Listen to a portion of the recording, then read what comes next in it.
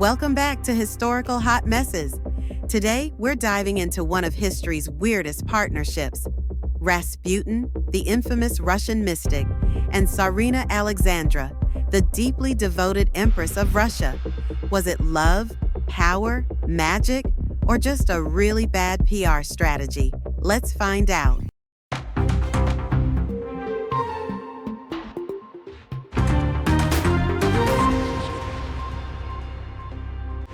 Our story begins in the early 1900s with the Russian royal family in crisis.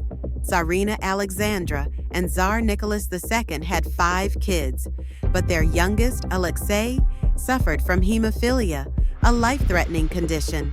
Alexandra was desperate for a cure, and when science failed her, she turned to the next best thing: mystical nonsense. Enter Grigory Rasputin, a Siberian peasant turned mystic with a reputation for healing powers and a lot of charisma.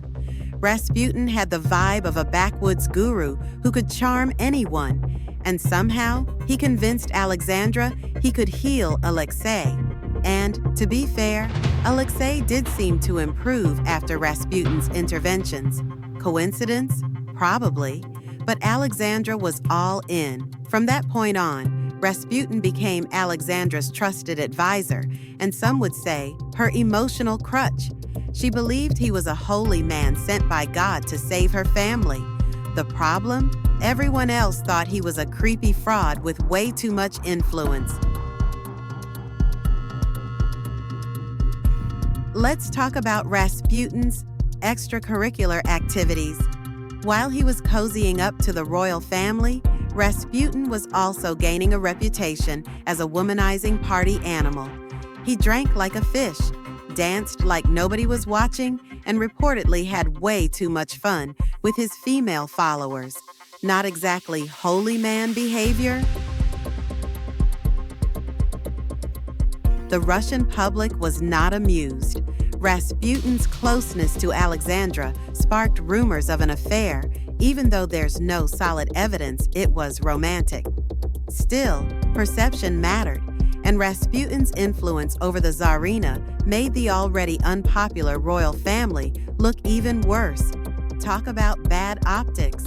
By 1916, Rasputin's enemies decided enough was enough.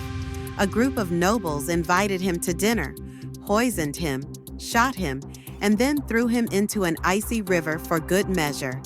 And yet, the myth of Rasputin only grew stronger after his death. Some people believed his spirit cursed the Romanovs, paving the way for the Russian Revolution.